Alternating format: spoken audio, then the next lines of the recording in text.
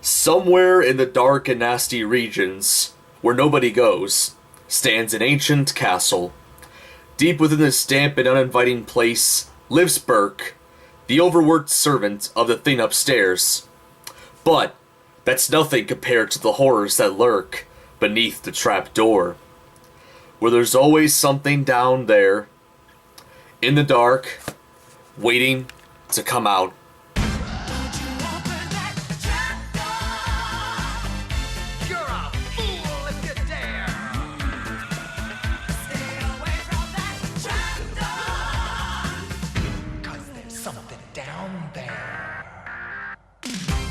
Hello everybody, this is Tyler here once again from the Character Workshop, being the servant of the thing upstairs since 1984. That's right, I have been this guy's servant since I was negative 13 years old. That is something. But for real, let's get down to bonking. I mean business. So, in case you guys couldn't tell from the intro, I am going to be talking about the trap door in today's episode of It Came From England. Once again, just like Mr. Bean and Thomas and Friends, this is another British TV show. And just like Thomas and Friends, the episodes are like around 5 minutes long. Unlike Mr. Bean's, which were like half an hour long. But that's not the only thing that the trapdoor has in common with Thomas. Burke, who I mentioned in the intro, is the main character of the show. He's like some kind of blue creature. They've never explained what species he is or what kind of creature he is, but he's some sentient creature that works for the thing upstairs. But as I mentioned already, the other thing that the trapdoor has in common with Thomas and Friends is the fact that the main characters are both blue. Not only that, Burke, along with all of the other trapdoor characters, are voiced by a guy by the name of Willie Rushton. I believe that's how his name is pronounced, correct me if I'm wrong. But Willie Rushton also, at one point, narrated, did audiobooks pretty much, of some of the Railway series books, so holy cow, the similarities between the trapdoor and Thomas and Friends is already insane. And I haven't even talked too much about the show yet. Other characters from the trapdoor include Boney, who is a talking skull, who pretty much is Burke's best friend, and it's been made clear in a couple episodes that he's very old. I mean, they even had an episode where Burke threw a birthday party for Boney, and Boney, of course, mentioned that he's getting old. In terms of personality, Boney is pretty wise. He would often complain about stuff, whether it's just being bored, certain things that Burke and Drut do. I will get to who Drut is later on. And he would often warn Burke not to open the trap door, but there are times where Burke doesn't listen to Boney. Drut, the third main character for the show, is pretty much just a little spider creature, I guess you kind of call him.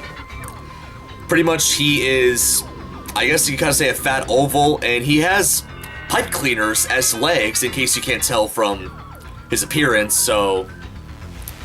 And he would often run around, Burke's kitchen and pretty much downstairs of the castle, chasing after worms, doing a variety of other things. He's sort of like Burke's pet in a way. And then finally there is the thing upstairs, which of course is the owner of the castle. The thing upstairs has never been seen on the show, at least not in its full appearance. There was one particular episode where there was a streak of lightning that went by for a second there, and you can briefly see its body, but not too much. And then there was another episode where Burke tried to get the thing upstairs' eyeball back, and the eyeball was pretty much almost as big as Burke was, so... Judging from those assumptions alone, the thing upstairs is probably pretty large. So, being the thing upstairs' servant, Burke has to do a variety of chores around the castle. Cook for the thing upstairs, clean around the place, giving the thing upstairs a bath, taking care of his garden. And then there was one episode I remember where Burke had to fix the thing upstairs' heater as well. And now let's talk about pretty much the main cause of all the trouble around the main characters. the trapdoor. So the trapdoor is, as self-explanatory, a door that I guess can be used as a trap sometimes, but it's normally used to trap a lot of creatures and monsters, especially the more vicious ones, which there have been a variety of different monsters. That's pretty much the plot of every episode. The trapdoor opens, whether it's Burke's own faults or any other source, but something would come out of the trapdoor, cause some havoc. In some episodes, try to harm Burke and his friends. While most of the monsters from the trapdoor are mean and dangerous, there is one exception, and that exception would be Rog. So Rog, unlike all the other monsters from the trapdoor, is very nice to Burke and all his friends. And also, unlike the other monsters, Rog can talk. So Rog, in terms of his physical appearance, looks like a gorilla. Like the way he walks, the fact that he has his hands like this, like a gorilla would, sort of gives the distinction that Rog might be based on gorillas. Unless he is a gorilla, I don't know for sure. So I personally kind of see Rog as like sort of a neighbor kind of character, like, you know, somebody who stops by every now and then and hangs out with the main characters. I mean, there's a good chunk of episodes where like he just comes out of the trapdoor at random and will say, "Hello, Burke." Like, it kind of gives the distinction of like the friendly neighbor kind of character in a way. So as I've mentioned, the trapdoor is full of many, many monsters. What's inside the trapdoor, like the whole surrounding, hasn't been seen a whole lot. I can think of 2 episodes off the top of my head that pretty much had what was below the trapdoor. There was one episode where Burke had a nightmare where Boney gets captured and thrown down the trapdoor, and then Burke tries to go after him, gets bombarded by monsters, and creeped out by the setting pretty much. But yeah, that was technically, you can say, the first episode that kind of showcased what was below the trapdoor, even though that part of the episode was a part of Burkes Nightmare, but still. Which, that episode, in my opinion, like, it's one of my few favorites from the show. And I guess so much so that, like, a YouTuber did make an episode of his series based on that episode, which I will get to in the next episode. Hints, hints. And then, as I already mentioned with the thing upstairs earlier, there was another episode where they showed below the trapdoor. This time it wasn't in a dream. But of course I already mentioned the thing upstairs lost his eyeball, Burke went to go after it, all sorts of stuff. But yeah, if you couldn't tell from the pictures that I've shown you guys already, this show is animated using stop motion. A first for this series, first time I'm reviewing a show. Not reviewing a show, but like talking about a show that uses stop motion. So that's what the trapdoor is. It pretty much uses claymation. All the characters are made using clay. Burke is sort of unique because his mouth is animated using paper pieces, like pieces of paper in the shape of his mouth that, like, you know, open, and they have like different shapes depending on which syllable he's saying. So that kind of makes Burke a unique character when it comes to that. Every other character just like has, you know, a clay animated mouth pretty much. As I already mentioned with Rog being the friendly monster, every other monster has pretty much been dangerous or an annoyance to the rest of the characters. And a few of them have appeared in more than one occasion, and I will talk about all 3 of them. There's pretty much been like 3 trapdoor monsters besides Rog that have made, like, you know, multiple appearances. I'll talk about the first one right now. The first one I want to talk about is Bubo. Bubo is pretty much, in the first episode that this monster appeared in, it was an invisible monster that, like, you know, caused havoc, made messes, until Burke threw yellow scunge at it. And thanks to the yellow scunge, you can now finally see what Bubo looks like, which Bubo kind of looks like an intestine to me. Like, it looks like some kind of human organ. Like, that's at least what I think. You guys can make your own interpretations, but I'm going with what I'm saying. It looks like an organ. So yeah, this character appeared 3 times outside of, well, 2 other appearances. There was an episode where I guess it pretty much played the full theme song of the show, and like a variety of different monsters appeared and danced along to that song. And then there was another episode, the season 1 finale, which I'll get to later on this video. But yeah, Bubo has made 3 appearances by himself. I already mentioned the first one. The second one, he pretty much comes back, captures Boney, takes him outside to the lake, messes around with him until Burke saves Boney. And then his last appearance, which was the season 1 premiere, Bubo comes, throws things around, and then Burke and Rog, team up to, like, throw all kinds of stuff back at Bubo and, get rid of him and throw him back down the trapdoor. And the character hasn't been seen after that episode. The next one that I'm going to be talking about is the Big Red Thing, which was one of the very first monsters to ever appear in the trapdoor. Like, it appeared in the first episode alongside another random yellow creature that, like, ate all of the thing upstairs' breakfast. But yeah, the Big Red Thing pretty much tries to go after, the main characters. In the first episode, he fails because he saw his own reflection and got scared by it. And he also appeared again in the season 2 finale, where he was messing around with things, messing around with the other characters, until Rog steps in and, fights with him. I'll talk more about that later. And then the last one I want to talk about, which is from my favorite episode of the show, of the same name. Last creature I'm talking about is the Splund. The Splund is pretty much a big, fat, purple, round monster that, like, has the ability to teleport. And in the episode, he had an interest in, I guess, eating the main characters. You can obviously tell because, just like Rog, the Splund also talks. And there was a particular line in the episode where he asks Boney and Drut, he was like, "What do you guys taste like?" And on topic with his voice, which is also done by Willie Rushton, was done, I believe, using a harmonizer. I can't pronounce that word.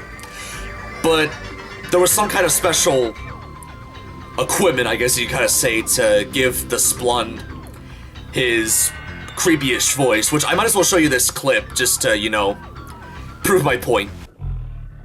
Who lives in this lovely, lovely place? Apart from your delightful selves, that is. Something I also forgot to mention earlier in this episode, but Drut, during the second season, even though Drut's considered a male most of the time, Drut had babies in one episode, and his children appeared throughout the rest of the second season, which sort of makes me question Drut's gender. Maybe we might have the first transgender. Okay, let's move on. This last topic that I'm going to be talking about when it comes to this show would be the season finales. Now, the first season finale, a lot of the monsters from previous episodes comes out of the trapdoor, makes some noise, causes some havoc. Burke has had enough. He's like, okay, you know what? I'm getting out of here. So then Burke then just straight up leaves. And then the credits roll by. And then after the credits, Burke comes out of nowhere. He's like, hello, I'm back. Which makes me think, what was even the point of him leaving anyway? Like, whatever. It doesn't matter. Boney did say earlier in the episode, he was like, oh, he won't be gone for long. He'll come back. So, I guess that was kind of a foreshadow, but like still, that was... What? And now the season 2 finale. I already mentioned the Big Red Thing comes out. Rog fights him. During the fight scene, the Big Red Thing falls off a cliff, but like, Rog is, sitting down, motionless. Which Burke and Boney assume that he died. Then the credits roll again. After the credits, Burke and Boney were like, well, there's nothing we can do. We gotta go home. But then, like, Burke gets a tap on the shoulder. Rog's like, hello, Burke. And And then Burke and all the others rejoice that Rog's alive. But then this part happens. Whatever happened to that big red thing then? Don't know.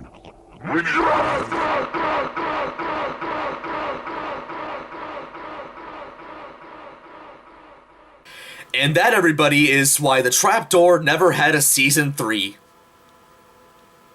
Well, there could be more reasons, but you can kind of say, you can make your own assumptions about what happened to the main characters after that scene. But that's pretty much all I want to talk about with the Trapdoor. The Trapdoor, in my opinion, is personally my favorite stop-motion TV series of all time. Like, I haven't seen very many TV shows that have been done using stop-motion.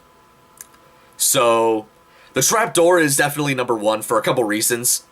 The animation's very good. Willie Rushton does a pretty good job voicing the characters, despite being the only guy. He definitely knows how to do voices, I can definitely tell you that for sure. And also, the weird and creepy designs for a lot of the Trapdoor monsters are also worth looking at. I mean, there's like almost a different one in each episode. Like, that's definitely a lot of work put in, especially with like 40 episodes. That's like almost 40 different monsters. I mean, yeah, some, like I've already mentioned, have appeared more than once. But that's still quite a bunch. And I do, you know, I can definitely see the hard work that team put into like designing all these monsters and making them all look different from one another. And another thing about that show, during the 80s, like the mid 80s when this show came out, there weren't too many kids shows like from England or even like anywhere else around the world that kind of involved around dark topics or at least spooky topics. And the Trapdoor was one of the earliest ones to do that, at least to my knowledge. So it was a bit ahead of its time. There were a lot of other cartoons after the Trapdoor that have had spooky themes like Beetlejuice, Courage the Cowardly Dog, Count Duckula, Invader Zim to some degree. But yeah, Trapdoor, I guess you kind of say, is a pioneer when it comes to spooky stuff in kids' cartoons. And for those of you guys who have never seen this show and want to give it a watch, all 40 episodes should be available on YouTube. You just gotta like look hard enough. And for those of you who live in the UK, the complete series is available on DVD if you want to get that. But that is gonna be about it for this episode. Hopefully you guys enjoyed it. Stay tuned for more episodes of It Came From England to come. If you liked the video, hit the like button. Hit subscribe if you want to see more episodes and more mediocre plush content. Make a comment, all that good stuff. This is Tyler here from the Character Workshop, signing out. And in the next episode, what do Doctor Who monsters and Unikitty from the Lego Movie have in common? Well, you guys will find out, and it's actually very good. Well, let's see, oh, so that's what happens to Burke and his friends in the season finale, the season 2 finale. Well, you see, what happened is... Creepy, crawly, slimy things that stick on to your skin. Horrid beasts with tentacles that want to pull you in. Squirmy worms, slugs, and snails that lie there in a goo. They'll wait down there forever till they get their hands on you. Stay away from that trapdoor, 'cause there's something down there.